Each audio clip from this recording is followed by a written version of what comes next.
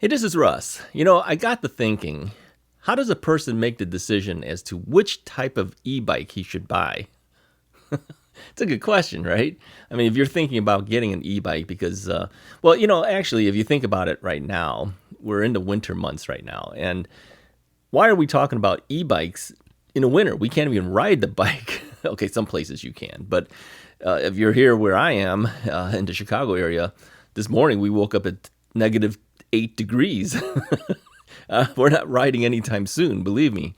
So why are we talking about e-bikes now? And why should it even be of something of concern? Well, I think if you plan your attack now, you can get a bike before the spring season happens.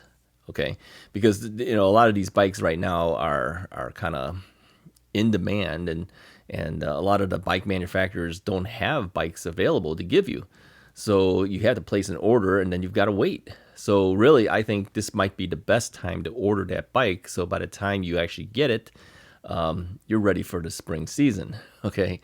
For me, I'm waiting for that 60-degree weather. Now, I have gone on 50 degrees if I really, really pack up heavily with my jacket and gloves and a knit cap on my head underneath the bike helmet and all that. I could do 50, but I prefer 60 as the minimum. I'm waiting for that 60 degree. It's trying to hit that range, but knowing me, I might go out a little earlier. So okay, so getting this bike early is not a bad idea. Thinking about it now is not a bad idea, and that's why we're talking a little bit more about it, even though it's January as I'm recording this video. So you have to ask yourself, what are you going to use this bike for? I mean, are you using it to ride to work? Are you using it just to ride on weekends? Do you want to plan to ride it every single day after work? Or maybe you're not working. Maybe you just want something to do. Okay, why are you buying the bike? You got to ask yourself that. Okay, and then you have to ask yourself too, what do you plan to do when you get that bike? Do you plan to go a big distance away? Are you planning on just riding some bike paths that are around your home? Where are you planning on riding the bike? Okay, that's an important factor, because if you plan to go places that are far away, you might need to get something like a bike rack. And these racks are not your typical bike racks. These are heavy bikes that require specific types of bike racks that will hold that weight. And many people find that they have to, add a hitch to the back of their car or SUV. So you have to ask, can I do that? How much are these racks? These racks could be $400 or $500 or more. Okay, you can get by with some cheaper racks as well. And many people use like motorcycle racks so that they tie it down. And that actually is probably the least expensive route to go. It's kind of funny if you think about it. Something as heavy as a motorcycle, their racks cost less than some of these bicycle racks.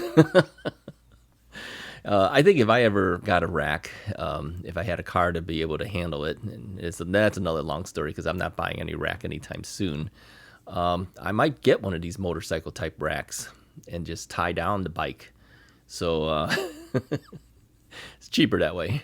Okay, so anyways, other bikes are foldable bikes. So if you have like an SUV, you can fold the bike in half, throw it in the SUV, right? So you kind of have to ask, where am I planning on going, all right? Or if you're riding locally around here, how far out are you riding, okay? Now, here's one thing that's interesting, and I've talked about this on one other video before, that the bike manufacturers will give you a range. They'll tell you that, our bikes can travel from 25 miles to 40 miles. Okay, that's kind of a big range. So how do you get to 40 miles? Well, that's very difficult to get. That's assuming that you're using the lowest pedal assist level, which would be 1 out of usually like 5. Some have higher amounts of pedal assist levels, but that's just a range, right? But what they're saying is you're putting it on the lowest assist range, which means it's using the least amount of wattage out of that battery system, right? And so they're also assuming that you're pedaling 100% of the time, and you're not using your throttle. You're riding on level ground, no hills, and you weigh a lot less than some other people. So they're assuming that you're very fit, all right? And if you do that, you might get your 40 miles. For many of us who are not so lucky, we weigh a little bit more. We don't ride on level ground. We have hills that go up and down. We have to use the throttle every now and then because we're too tired. That's going to eat into your mileage. And of course, pedal assist level 1 is not enough for me because I don't want to pedal so until I'm all tired out. I'm going to raise that pedal assist level to 2 or 3 or higher. Then you're eating into the battery more. So then you're probably down in that 25-mile range instead of the 40. So you have to kind of realize that your range will determine the type of battery you're going to need in that bike. Now, some bikes have a large enough battery. You know, they may be 48 volt or 52 volt battery systems, and their amp hour ratings might be 15, 14, something like that, or 20 amp hours. Some will be higher than that. The higher that amp hour rating is, the farther distance you're going to be able to go. Okay, your battery's not going to die out on you as fast. You have more range to go. The higher the voltage is, it gives you a little bit more kick when you turn that throttle or when you start pedaling. So for me, when I went from a 48 volt battery to a 52 volt battery, when I hit that throttle, it moved a lot quicker. Now, you could do modifications to bikes. Like, for instance, my Rad Rover from Rad Power Bikes, people sometimes change the controller out to a different type of controller, and then they notice all of a sudden they've got a huge amount of torque where they can go up hills a lot quicker and easier. No, that's going to eat into the battery, all right? So everything's a trade-off. You know, you don't get all this extra oomph, you know, for free. It's coming from somewhere. It's going to eat into the battery. You're going to have less range eventually. So you have to look at that, and you have to look at, you know, if you make modifications, is it safe for your bike and safe for you to do, okay? Let's talk about these modifications. Now, for my bike, as you may know, I changed out quite a bit of things. I changed out the original battery that came with it. I went to a different type of battery that sits inside the triangle of the bicycle, and then I have the same exact battery on the back on the rack. So these are 52 volt, 20 amp hour batteries, and since I use two of them, I don't run them both at the same time. When one dies out, I swap it with the other battery. So that means I had to actually modify the electrical system inside the bicycle. So I pulled out the wires, rewired the bicycle, put on some adapters so I can easily change from one connector to the next. It takes a little bit of work to do that, and you have to know a little bit about how to solder properly and safely. Okay, you don't want to cause a fire. So if you know how to do that, you can make these modifications and then, you know, bring as many batteries as you can carry, right? And for me, I can carry two batteries, one in the triangle, one on the back rack, all right? So with these two batteries, I have a range of about 90 miles with both of them. If I'm conservative in my pedal assist and also conservative in how I throttle. So if I'm pedaling quite a bit, I can do 90 miles. Yeah, pretty easily, actually, with the two batteries. But with the stock battery that came with my Rad Rover, I think I was averaging 26, 28 miles max, something like that. So I got a lot more range, but it gave me the ability to go places that I couldn't go before, right?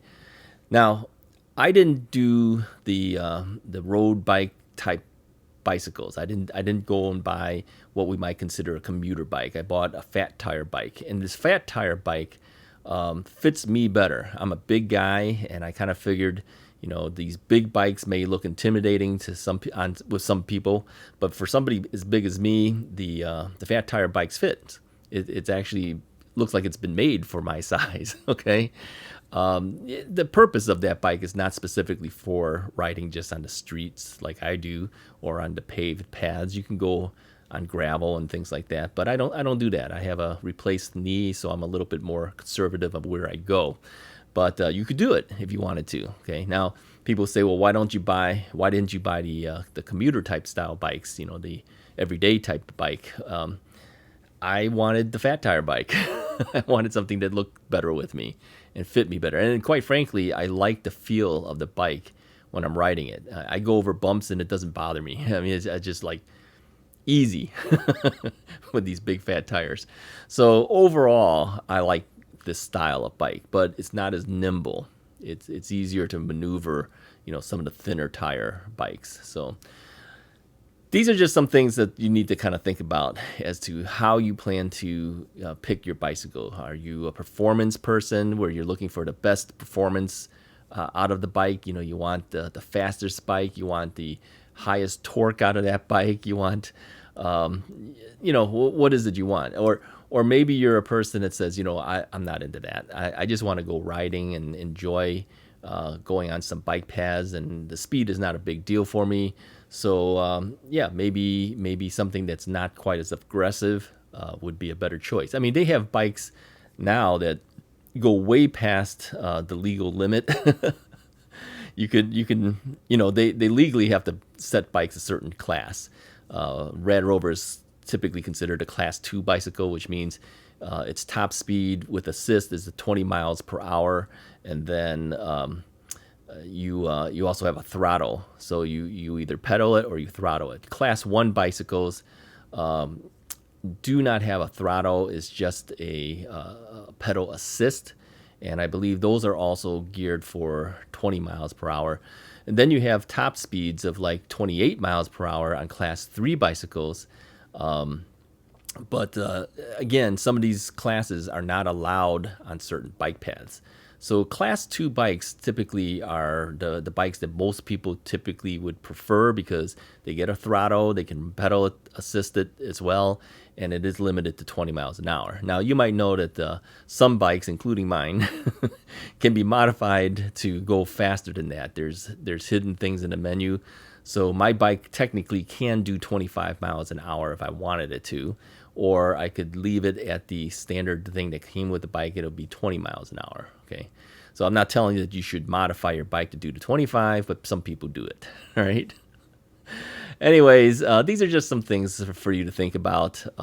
Many other factors as to, which choices that you want on your bike. We'll cover some of that in another video. I mean, there's hydraulic brakes, there's mechanical brakes, there's a lot of different things. But these are just some thoughts right now to kind of get you thinking about what kind of bike you might want. And like I said, today is a good day to start thinking about getting a bike, placing the order to whichever company you feel comfortable with, and then waiting a little bit, and hopefully you get that bike before that spring season happens. Anyways, if you like this video, go ahead and hit the like button, hit the subscribe button, and I'll talk to you guys next time.